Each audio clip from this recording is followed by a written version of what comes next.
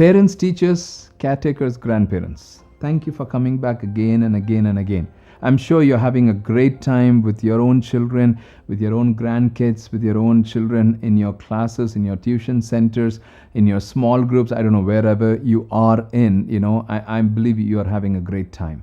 Now, we've been talking about anchoring them in the Word of God and the God of the Word. Now, today we will talk about the threefold in that growth process. What's that growth process of some of these children, some of these teenagers? How we help them to grow. Now they have, kind of discovered the Word, they've kind of applied the truth, and they've kind of reaped the benefits, and they're passing it on, which is fantastic. But how do we continue to help them to grow?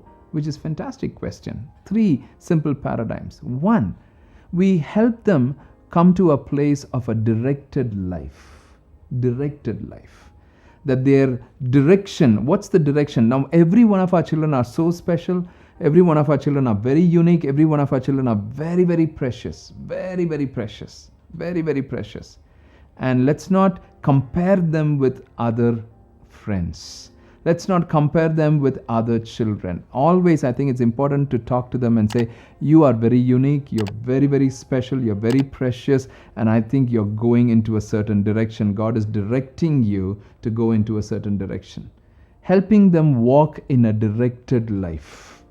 Not a life that is so doomed or a life that is so drowsy. No. They walk in that place of a directed life. That they begin to understand, this is the direction that God is leading me, and I'm excited about this direction that God is leading me. Helping them to walk in that directed life. 2, helping them to walk in the discipled life. Please understand this. Let your children, let your teenagers, let your young people know. Please have somebody in your life that can mentor you and disciple you. Maybe it's small groups, in the church, or maybe it's a small groups in the house, or it's the family time, or it's parents, or somebody who mentors you, somebody who disciples you. First is a directed life. Second is a discipled life. Children who are discipled by some godly men and women in the Word of God and the God of the Word, the research is very beautiful. As they are discipled, they begin to stand more rooted and strong at the times of crisis. Yeah, I'm talking about a research from the Barna Group. They seem to be withstanding the times of crisis. Now, what is very important, not big programs and big stages, it's that one-on-one discipleship, at a one-on-one mentorship, where you are continually mentoring these children, mentoring these teenagers, discipling these young people. First is a directed life. Second is a discipled life. The third one is a devoted life. What's a devoted life? Where they are able to leave the things of the world and able to make their choices on the things of God. It's a devoted life. I am moving forward in the things of God. There are lots of things that can pull me out. There are lots of things.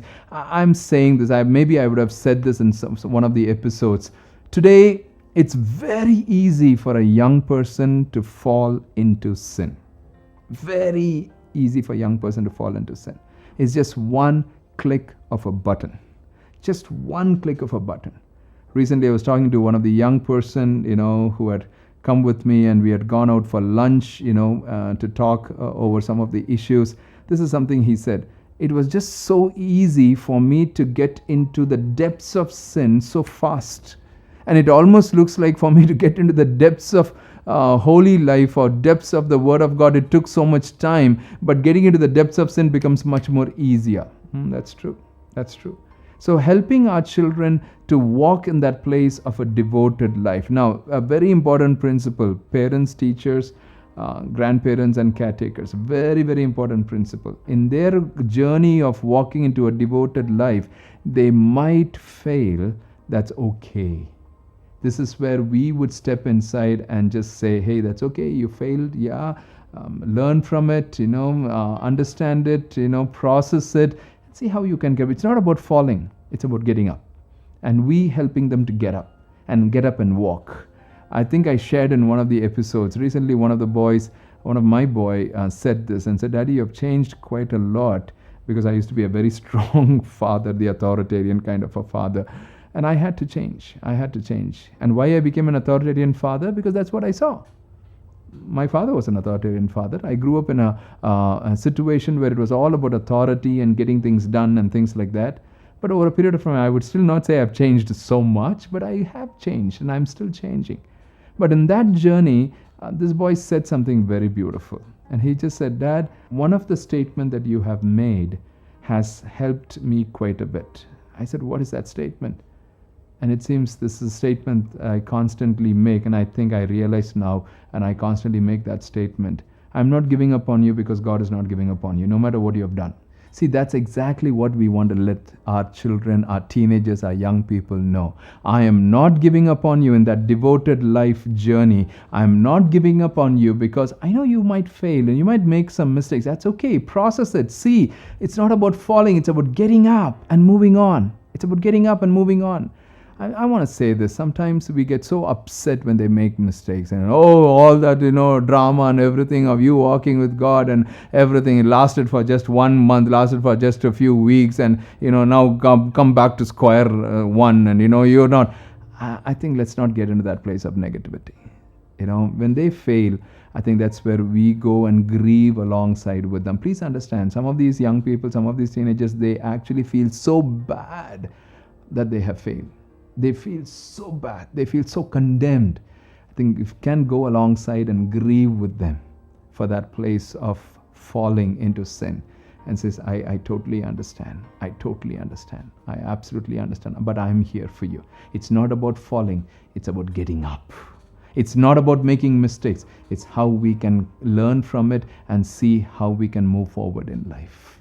Parents, teachers, grandparents, and caretakers, thank you for being here. I pray that your journey with your own children, with your own teenagers will be an amazing, amazing journey. Would love to hear from you. Send some messages, send some comments. Would love to hear from you. Thank you for being here. God bless you.